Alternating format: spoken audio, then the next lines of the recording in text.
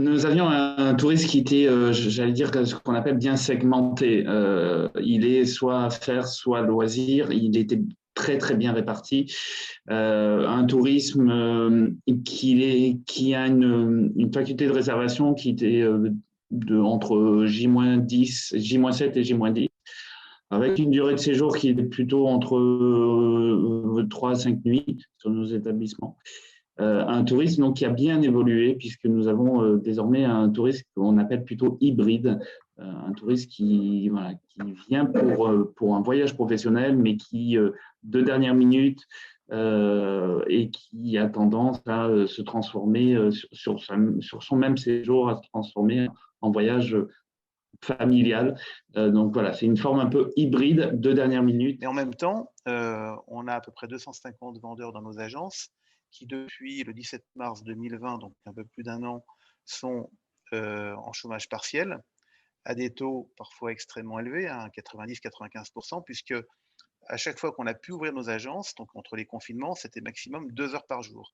Donc on a une équipe qui aujourd'hui se sent extrêmement marginalisée parce que après le premier confinement, tout le monde a plus ou moins repris le travail, mais nous, agents de voyage, en fait, on restait chez nous pour la plupart du temps, et ça, c'est extrêmement difficile à vivre. Ce qui fait qu'on en arrive à la situation qui est complètement paradoxale, où moi, je les rassure tous les jours en leur parlant. Je parle à mes équipes. On a un réseau social d'entreprise qui s'appelle Workplace, et tous les matins, je leur envoie un texte d'à peu près une page à 4, une page à 4,5, donc ça fait quand même 600 pages cumulées, puisque c'était le 382e texte ce matin. Et en même temps, on a énormément de départs. C'est On des a devoirs perdu ou c'est de la 30%. philosophie? Pardon, ce sont des devoirs, c'est des maximes philosophiques, c'est quoi? C'est quoi Alors, ces textes? Un alors texte par, un A4 par jour, ça peut donner oui, des idées, ça, hein? Dites voir. c'est déjà des tests techniques sur des commentaires de l'actualité touristique et sur comment réagir, sur des conseils aussi pour des arguments à donner à nos clients. On parlait tout à l'heure de cette ordonnance. C'est vrai que bon, pour le consommateur, c'était pas forcément une bonne nouvelle, puisqu'il pouvait légitimement se demander si son argent allait être perdu ou pas. Et donc, globalement, avec beaucoup de dialogue avec nos équipes et avec nos clients, on a eu très très peu de demandes de remboursement. On a remboursé que dans 2 cas, enfin, je le dis un peu de façon ironique, mais déjà les gens qui étaient dans le besoin, qui avaient perdu des revenus, qui avaient il y a des problèmes de santé, qui de toute façon ne revoyageraient pas, donc on les a remboursés, et puis on a remboursé ceux qui étaient très agressifs. Et ça, malheureusement, on est, enfin, je pense que tout le monde le vit aujourd'hui. Il y a une angoisse et une agressivité ambiante qui sont fortes. Et on a même eu un de nos conseillers vendeurs à Verdun qui s'est fait tabasser par le fils d'une cliente pour un billet d'avion non remboursé à 300 euros. On arrive dans des situations complètement folles, hein. C'est avec en effet une formation du personnel qui n'est pas préparé à ça. Nous, aujourd'hui, Bien sûr. enfin, depuis toujours, on vend du rêve et on se retrouve dans un monde angoissant. Et le but, c'est de préparer l'avenir, donc d'essayer de, je vous disais à l'instant, on a perdu 30% de nos effectifs, donc des collaborateurs qui ont quitté l'entreprise parce qu'ils n'avaient plus confiance en fait dans l'avenir du métier, pas dans l'avenir de l'entreprise, mais dans l'avenir du métier, et qui on va préférer, comme ce sont beaucoup de femmes, hein, essentiellement agentes de voyage, qui ont profité de la situation pour se dire j'arrête, je vais aller élever mes enfants, je vais changer de métier.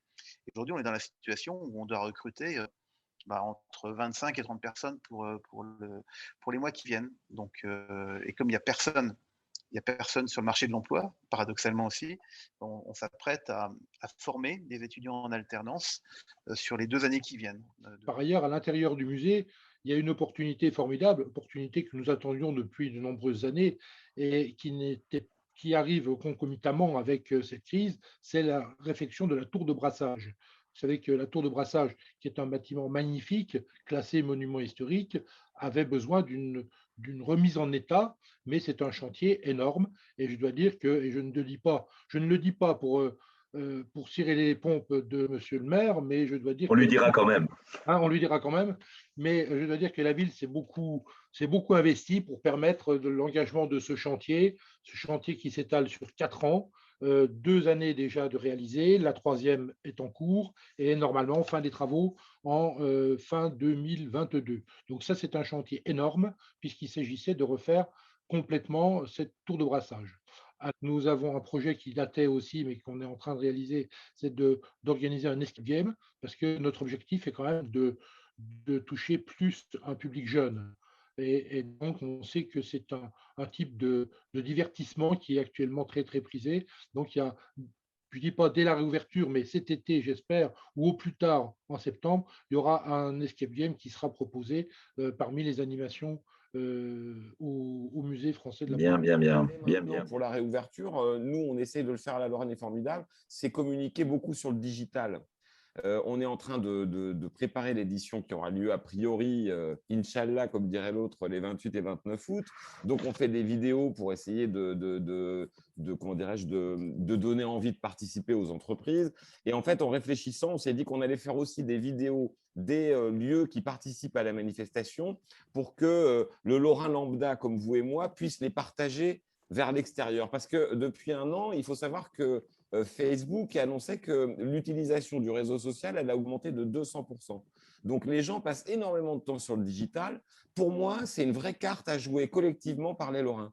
C'est-à-dire qu'on doit montrer notre région parce que c'est le moment où, là, enfermés chez eux, les gens ont besoin qu'on leur montre quelque chose qui leur donne envie de s'évader, de s'amuser, de découvrir autre chose. On a tout ce qu'il faut. On a la nature, on a le patrimoine, on a la gourmandise. Je l'ai pu montrer un visage humain, une région accueillante parce qu'on l'est.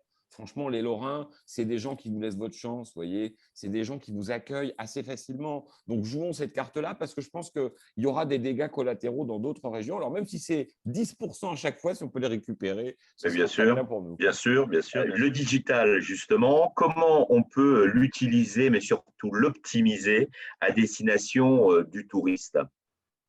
C'est assez simple en fait. On s'est rendu compte assez tardivement et la crise du Covid l'a rendu évident, c'est que la plupart des gens sont équipés de smartphones aujourd'hui et que ça peut être un formidable outil de médiation pour la plupart des publics.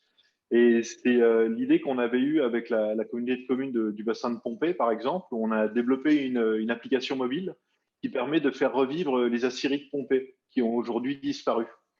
Donc, pour information, les aciéries de Pompée, c'est important pour nous et pour la Lorraine, puisque c'est ce qui a servi à faire le fer pudelé pour fabriquer la Tour Eiffel. Oui, elle est Donc, il y a un lorraine, petit la Tour panneau. Eiffel. Il faut qu'on le dise, ça. Il faut le dire beaucoup Voilà, plus souvent. La Tour Eiffel est lorraine. voilà, c'est ça. Donc, c'est effectivement ça. Sur les pieds de la Tour Eiffel, vous avez un petit panneau qui l'annonce. Et l'endroit où étaient les hauts fourneaux à l'époque, maintenant, ça s'appelle d'ailleurs le parc Eiffel. Qui a donné donc son nom à ce parc-là. Et c'est bordé par une piste cyclable qui s'appelle la Voie Bleue, qui est une piste cyclable qui traverse toute la Lorraine et qui va même bien en dessous et qui vient de bien plus haut. Et c'est un endroit où les gens ne s'arrêtent pas parce qu'il n'y a rien à voir. C'est-à-dire qu'on passe au bord de l'eau, donc c'est joli, hein, c'est bucolique, et vous traversez un peu une zone artisanale, donc c'est pas forcément quelque chose de joli à regarder. Mais l'idée de l'application là, c'est de vous donner un petit pop-up et de vous dire, attendez, sortez votre smartphone à cet endroit-là. Il y a une quarantaine d'années, il y a une cinquantaine d'années, il y a quelqu'un qui a pris une photo. Et prenez votre smartphone, euh, prenez la photo comme si vous preniez la photo, et au lieu de voir la zone artisanale, et ben vous voyez les hauts fourneaux tels qu'ils ont été pris en photo à l'époque. Donc l'idée, c'est de mixer les technologies. Donc un téléphone portable, tout le monde en a. Tout le monde sait prendre une photo, et du coup, c'est de reproduire ce geste-là. Mais au lieu de voir le parc tel qu'il est là, on remonte dans le temps. Est-ce qu'on a la sensation d'avoir tous les outils aujourd'hui à notre disposition pour justement avoir cette belle attractivité? Comment on peut la démultiplier encore et encore? Dans l'univers Vous avez bien de la compris que je suis un peu en quête de solutions oui, aussi. Hein. oui. Donc il y a des solutions. Je... Il y a des solutions. Il y a, par exemple, je suis incubé actuellement pour un projet de start-up avec Grand Nancy Innovation. Et il y a une start-up là qui sort prochainement une appli qui s'appelle Enu, H-E-N-2-O, qui est justement un genre d'agrégateur. Je vois qu'il y a Pierre Tenot qui est là, un des fondateurs de l'application. C'est ça notre objectif, c'est sur cette application de tout regrouper. Donc d'avoir les anecdotes, donc qu'on soit chez nous ou dans la rue, on peut avoir accès aux différentes anecdotes historiques et culturelles. Et ensuite, donc de mettre en lien les différents musées, l'écosystème de la culture, pour que tout le monde puisse en profiter. offres, et on manque un petit peu cruellement d'offres quand même en Lorraine en général, mais dans certains endroits, on passe des zones, par exemple, où une piste cyclable s'interrompt et puis reprend. J'imagine que vous le savez, Luc, le long du canal de la Marne au Rhin, mais on a le même problème du côté de Livernin. Quand on veut aller à Frouard, eh bien, la piste cyclable, on se retrouve en ville, en fait, avec les bus, voilà, et c'est pas très agréable. Donc, il y a quand même un travail d'infrastructure à faire. Il y a un travail de changement de culture, en effet, de dire, bizarrement, le camping était enregistré sur Nancy Tourisme jusqu'à 2019, je crois, et tout à coup, pour un changement de politique touristique, ben non, vous n'appartenez plus au territoire, donc du coup, vous n'êtes pas répertorié comme un camping d'appartements dans l'aire urbaine de Nancy. Bon, c'est en effet assez ridicule, mais c'est pourtant comme ça. Par contre, à Toul, on prend bien volontiers, et moi, les clients, je les envoie à Toul, je les envoie à Nancy, je les envoie à Bar-le-Duc, je les envoie à Saint-Nicolas-de-Port. Benoît Tavenot envoie quelqu'un chaque année sur le camping pour déposer de la brochure. Quand les gens voient un musée de la brasserie, ils voient la brochure là, qui est posée sur mes présentoirs, ils vont visiter cette brasserie. S'il n'y a pas cette chose-là. Moi, je pense qu'un scénario possible, c'est qu'à partir du 15 mai, on puisse à nouveau revoyager progressivement de plus en plus, et que nos clients puissent partir en France ou à l'étranger cet été, avec une offre au départ du Luxembourg qui est quand même extrêmement conséquente, parce que malheureusement, on n'a pas beaucoup de vols cette année au départ de Metz. J'espère qu'on aura des vols des dernières minutes, et j'espère surtout qu'à partir de 2022, les différents opérateurs vont pouvoir se réunir et à nouveau affréter des avions au départ de Metz. Encore une belle émission, 10e édition d'On passe à table, cette fois-ci dédiée au tourisme, avec des acteurs engagés, des acteurs concentrés, des hommes et des femmes qui, aux quatre coins de notre territoire meurthe-et-mosellan, travaillent inlassablement pour donner et présenter le meilleur d'eux-mêmes. Alors on l'a entendu, je vais paraphraser l'un de nos invités, les petits ruisseaux forment les grandes rivières. Et c'est en croisant, c'est en mutualisant, c'est faire en sorte que les acteurs, qu'ils soient publics ou privés, puissent demain, avec les citoyens, se retrouver pour faire en sorte d'abord de retrouver une véritable fierté de notre département meurthe-et-mosellan, mais surtout faire en sorte que celui-ci puisse rayonner aux quatre coins de cette vaste région Grand Est et bien au-delà, en France, à l'international. Nous avons des atouts touristiques remarquables, du patrimoine intéressant, avec de vraies pépites. L'essentiel, c'est d'abord d'y croire.